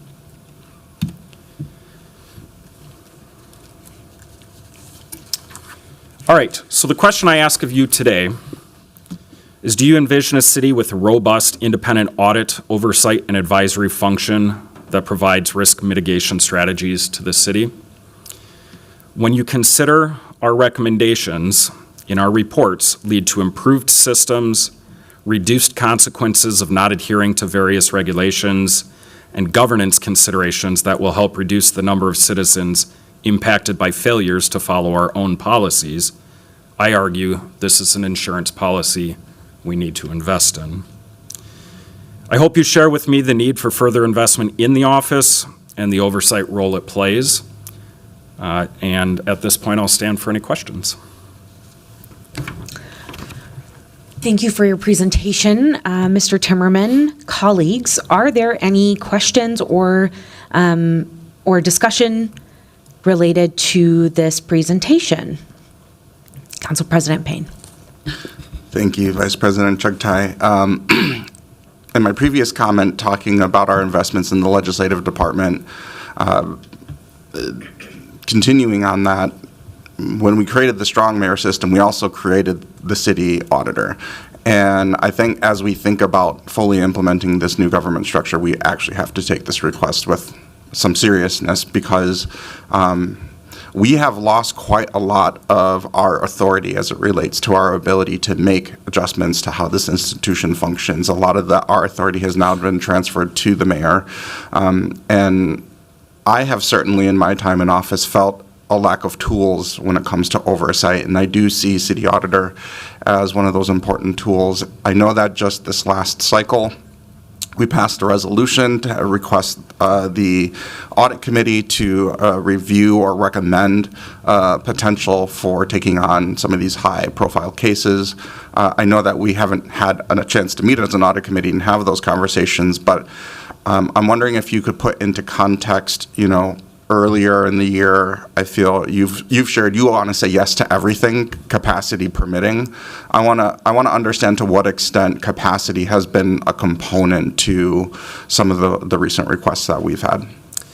Sure, that's a great question, Chair Chugtai and Council President. The most recent request was originally for another after-action review specific to the murder of Mariah Samuels. And although, as you said, I would absolutely personally love to review any case that comes across our table or across my desk, the reality is the limited resources we've talked about. I was able to work with one of the authors of that resolution to develop a potential audit that will likely occur in 2026, and that will review the different areas across the city where that type of oversight could be provided.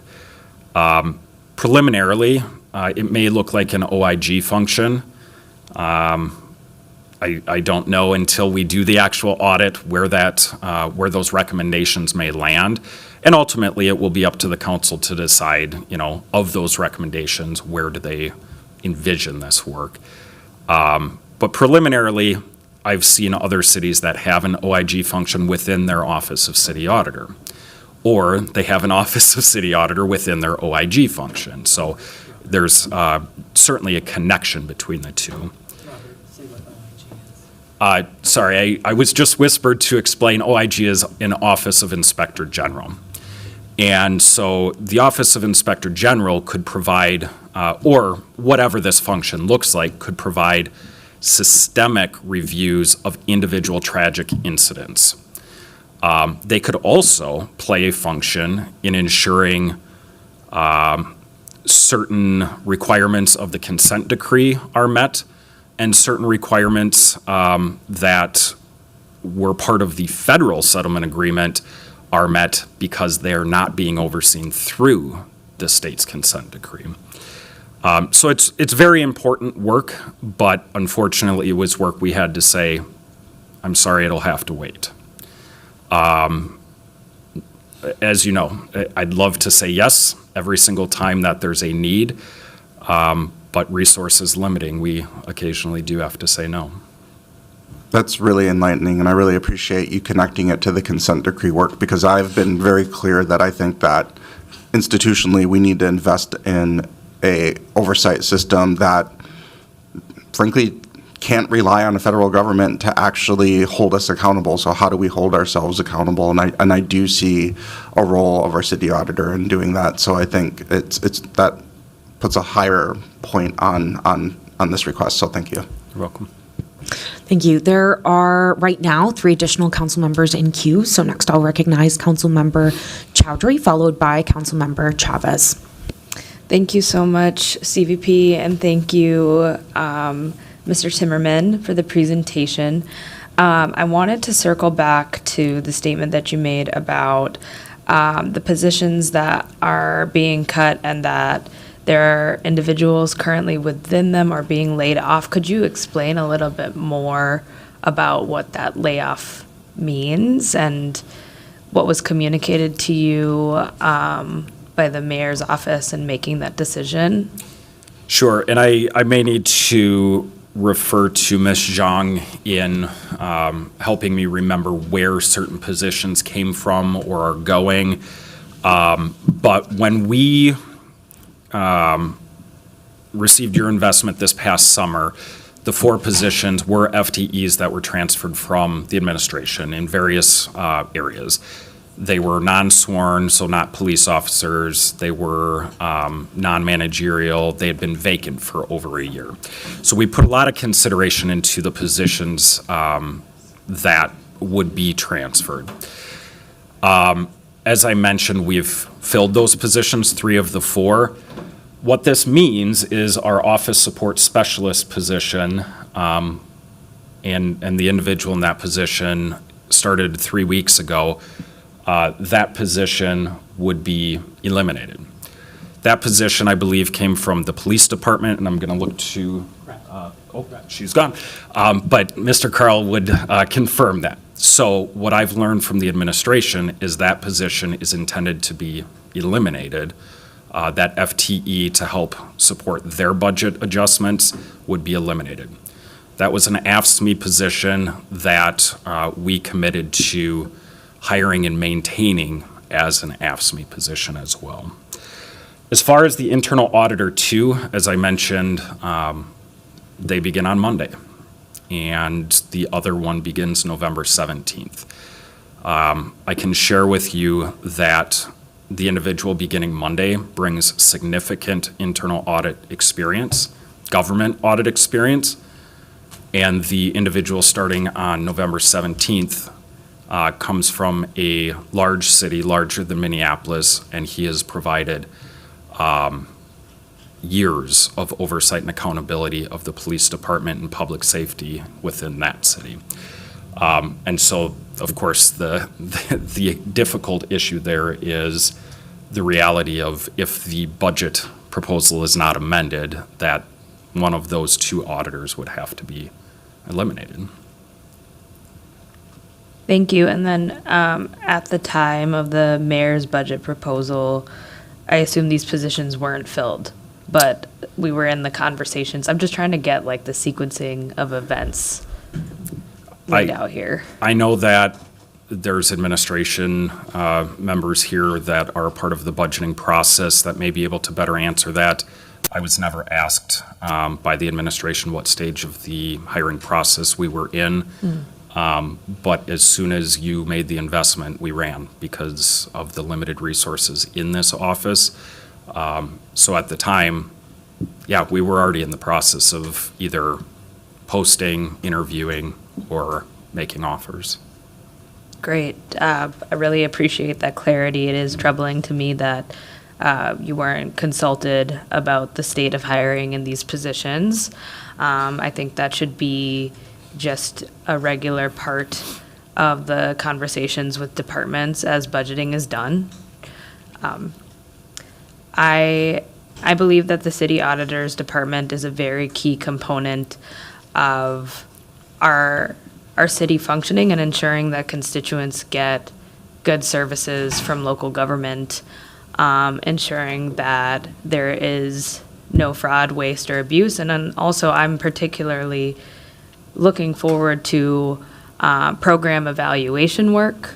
I think the city auditor's department evaluating programs, whether it's building inspections or looking at how we are doing services around solid waste recycling, any number of things that this council might have interactions with constituents on, that showcase that there is a need for modernization or efficiencies is really, really key, right? A lot of the ways that our city government has been functioning, especially in departments that work with constituents, have been doing things the same way for decades, and there's a real need to kind of take a look at and evaluate and improve situations. That was made clear to me in regards to a demolition of a house that took place in my ward without a demolition permit, and then many issues following that by a contractor that was building the biggest house they could build on a parcel that impacted constituents. And I know that that's something that the city auditor's department is interested in looking at. And then there are things that are kind of like focusing in on safety for our constituents. I think it is really notable that we've had a practice and a pattern of having to reach out to our city auditor's department to look into MPD investigations that have led to situations that have led to individuals either facing significant bodily harm or women in particular losing their lives. That's something that absolutely needs to be audited, and I don't believe that the city council nor the administration have the capacity or the ability to be unbiased in looking into it. That's why we need an independent auditor, and as our city grows and as we see more hurdles, especially from the federal level, but even in partnership with our state government, we need more support in being resilient and looking at how do we ensure that the city of Minneapolis is doing its work well, and that it's also above board, and we're modernizing and we're becoming more resilient. That's going to be the job the next 4 years for sure, but absolutely into the future. So for me, it is very concerning to see positions that we as a body have pushed for and have stated a significant need be cut. I don't think it should be, I don't think that this should have been something that we would have to fight over or push for. And I'm looking forward to the conversation for us to figure out what we can do here, because we do need a robust city auditor's department. There's going to be a lot of need. So I appreciate the insight and the presentation. Thank you. Thank you. Thank you. Next, I'll recognize Councilmember Chavez, followed by Councilmember Palmisano. Thank you, Chair Chuck Tai, and thank you for the presentation, City Auditor Timmerman. I think this presentation is important for us to hear from you and learn about the ongoing issues. I think I personally will always take any threat to independence very seriously, and this is something that I believe we need to fix in this budget, because there should never be any threats to independence. There should never be any impacts to any type of oversight, because at the end of the day, we want to do risk management. We want to make sure that we're prepared for the future. And at the end of the day, this kind of work helps us save taxpayer dollars in the future, which is really important to our tax base. I want to read a report from the Helix, because I think it's important context of why I want us in this body to figure this out in the upcoming budget, in this coming budget. The Office of the City Auditor identified $177,000 and $462 in what we classify as overpayments to Helix Health and Housing Services, a single-source vendor contracted November 2023 by the Health Department at the urgent request of the Mayor's Office. It went on to say that we also identify significant gaps in contract management and oversight. This creates an environment where the opportunity for fraud to occur is significant due to insufficient internal control. I ended up going through a presentation as well, and it talked about duplicate and erroneous payments. These were 2 invoices that I just read out loud of how much they were. Learned that the city did not fully review and reconcile supporting documents with invoices to ensure information was complete and accurate with requested reimbursement costs. Supporting documents submitted with invoices was not always complete, accurate, and clear, with variances in documentation and reimbursement requests, and a need for additional documentation information.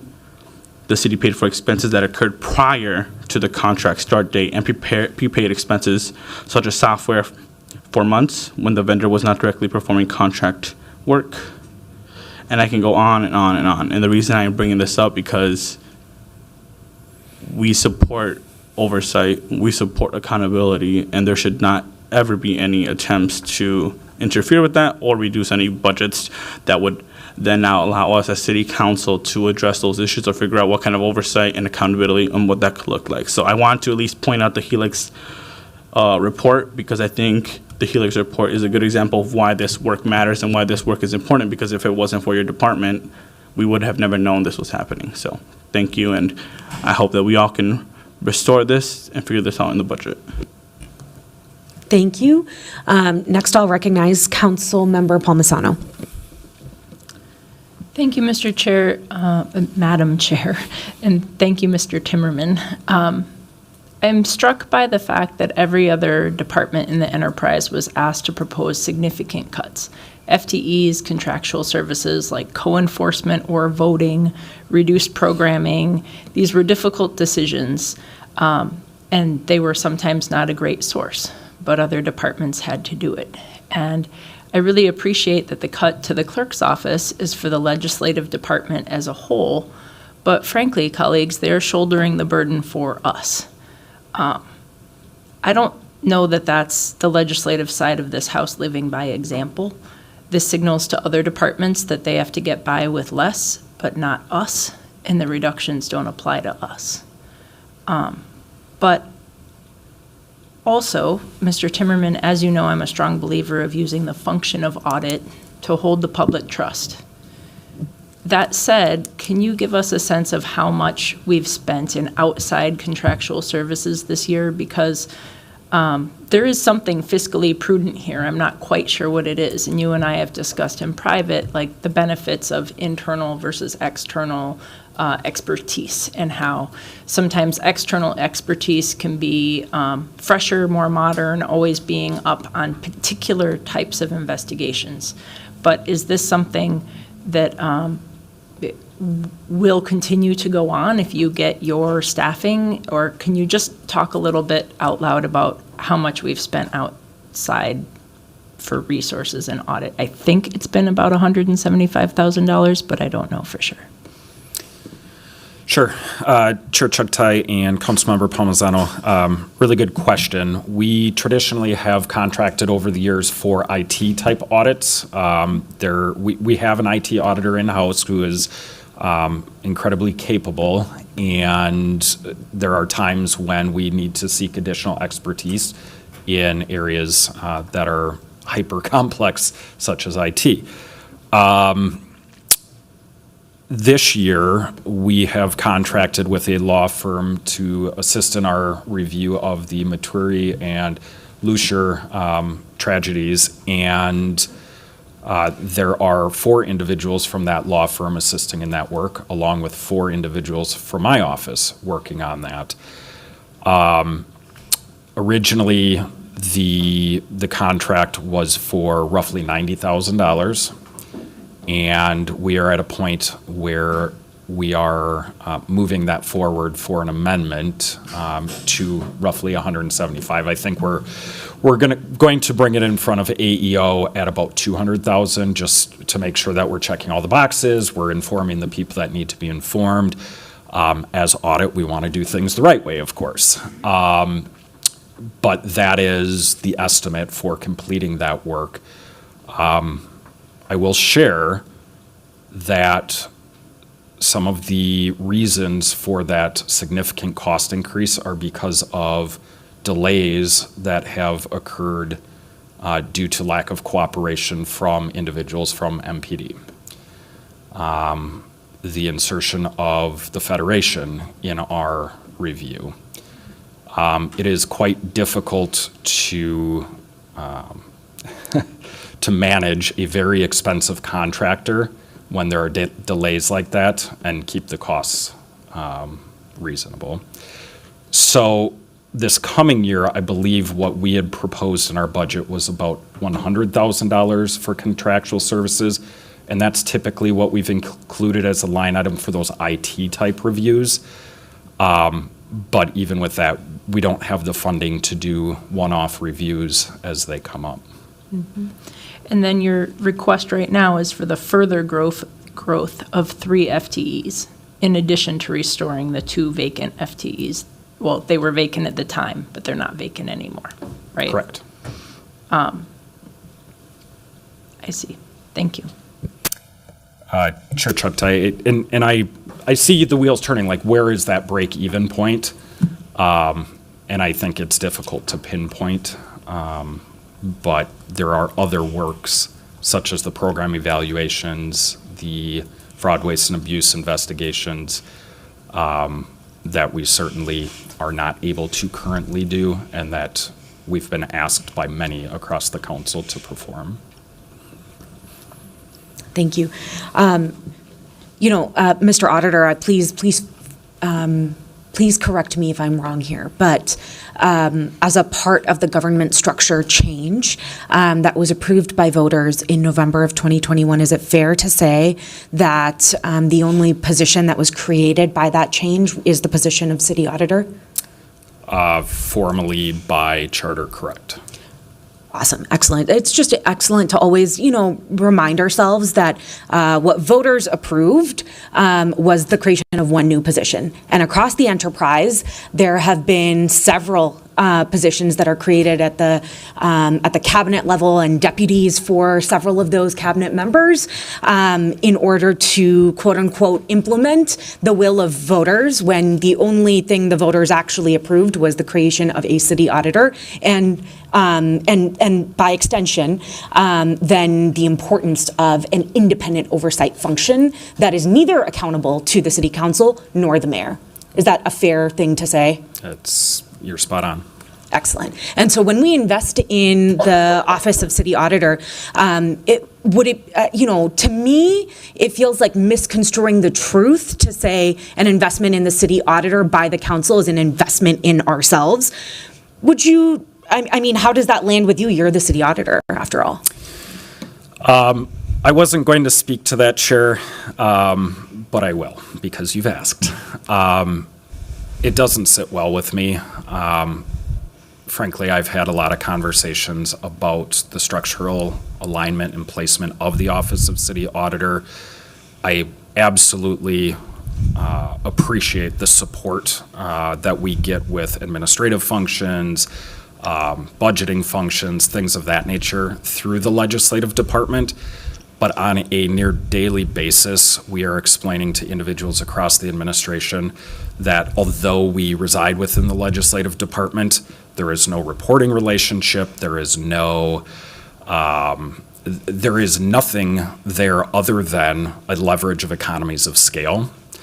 And so self-funding,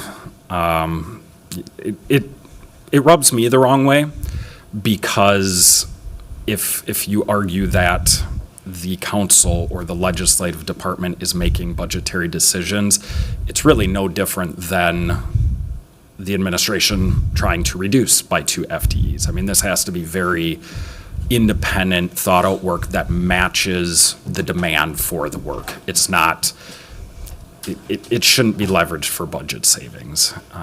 That makes sense. Sir, and can you just tell me, who is it that you actually report to, and who is it that you are actually accountable to? I report to the audit committee, and I am accountable to the residents of Minneapolis. Excellent. And is that true for every person that works in your office? Do any of you report to the city council or to the mayor? No. Wonderful. Thank you so much for coming in to present your budget today. I will ask the clerk to file your presentation. And with that, thank you. Colleagues, we are running short on time, so we've worked now with Deputy Commissioner Hanlon to move the presentation for the Climate Legacy Initiative, which will now take place on October 27th, right before we receive the presentation on the capital budget. So with that, we have concluded all business to come before the committee today, and without objection, we stand adjourned until our next meeting, which will take place tomorrow, Friday, October 17th at 10 a.m., where we will receive department presentations prepared by the Community Planning and Economic Development and Regulatory Services departments. Both of these presentations are available for your review in the Legislative Information Management System. Thank you, everyone.